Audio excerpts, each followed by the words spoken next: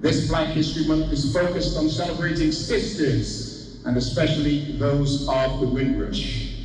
Jenisola Omutabe is a visual journalist and storyteller who's just produced a short documentary about the untold story of Barrow children of the Windrush generation. It delves into the impact it had on their lives and the generation after. It offers a comprehensive and nuanced perspective on the lesser explored aspect of the Windrush story and contribute to the more informed and empathetic understanding of the historical and ongoing connections between Britain and the Caribbean. As a small child, I was left with Grandma in Jamaica by my ambitious mother. Seeking a better life in Britain's cold mother country, like so many others, I was a Barrow child of the Windrush generation who, after many years, was sent for. I could never have imagined what this country, in school and work, for me, had in store.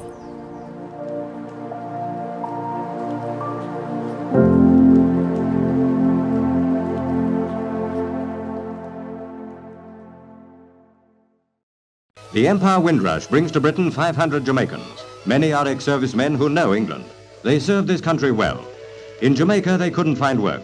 Discouraged but full of hope, they sailed for Britain. Citizens of the British Empire coming to the mother country with good intent. While we often know the stories of the Windrush generation, the generation of Caribbean migrants who were invited to the United Kingdom to help rebuild Britain's weakened economy after the Second World War. We know less of the stories of the children they left behind, many of whom barely knew their parents because they were left in the care of grandparents or extended relatives at a young age. Often, the only tangible connections these children had with their parents were the care packages that were sent to them in a barrow.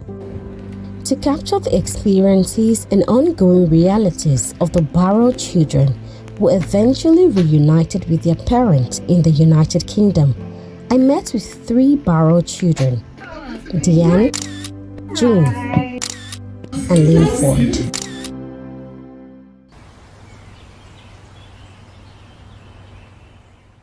Deanne was just 3 years old when her mother left her in the care of a grandmother in Jamaica.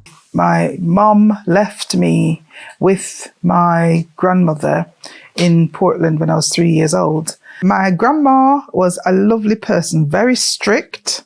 So unfortunately, grandma died when I was 6 and I was sent to live with a cousin, but she did not treat me very nice. She was horrible to me. Separated from her mother at the age of 2 and raised by her aunts, Jean's life as a Barrow child provided her with everything and more that she could ask for. This is a picture of my beloved aunt that raised me from the age of about 2 or 3. And she was just such a delightful lady. I can't find any fault with her. And I think that's where the trauma had come in. So my parents wouldn't mean anything to me. Jean's brother, Linford, also has pleasant childhood memories of them in Jamaica, even though they did not grow up together. Well, back in Jamaica, I did see my sister. I used to go to the St. Thomas, which is the parish in which she lived, to see my aunt. And when I did go to St. Thomas, we had lots of fun going, catching fish and shrimps and taking the goats to, out and bringing them back in and, the usual thing that children do. Uprooted from their home in Jamaica, leaving behind people that had become their family, the Barrow children embarked on a journey to a foreign land they had never seen. But when you saw your mother for the very first time, what was your thoughts of her? How did you feel? Coming to England And my mom being late picking me up from the airport. And when she came and I saw this tall, absolutely beautiful woman, like a model, in a blue suit, similar color to the suit my aunt had made me. And I looked at her and I thought, oh my goodness, that can't be my mom. And she's still beautiful. Oh no, they made a mistake. They've got the wrong person. And then she came up to me and she was hugging and kissing me. Oh, baby. Oh, it's so lovely to see you. And every time she kissed me, her lipstick came off on my face. We got out the airport and then we were in the car. We drove from Manchester Airport, down to where we lived in Old Trafford. And on the way, I was looking at the houses going, I'd never seen houses like this all close together and they look like rabbit hutches. I'm thinking, do people really live in these? Oh no, there must be factories. Just like a lot of other people said when they came here, they thought the houses were factories. Unlike Diane, who reunited with her mother at the age of 9, Jane arrived in the UK when she was 15 years old, introducing its own sets of challenges. There was a major cultural difference between myself and my parents. They seemed like they were stuck in time. A time in Jamaica that had passed. My father left in 1959 and I came here in 1972.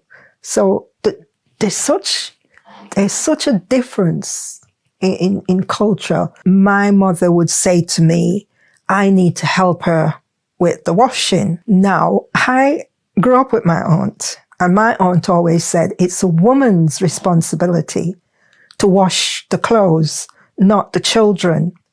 So when I came here and my mother's insisting that I wash the clothes, I repeated what my aunt had said. I said, I'm not washing, it's your responsibility to wash your husband's clothes. And of course, my mother was livid. How dare you say that to me? And it was the way I was brought up.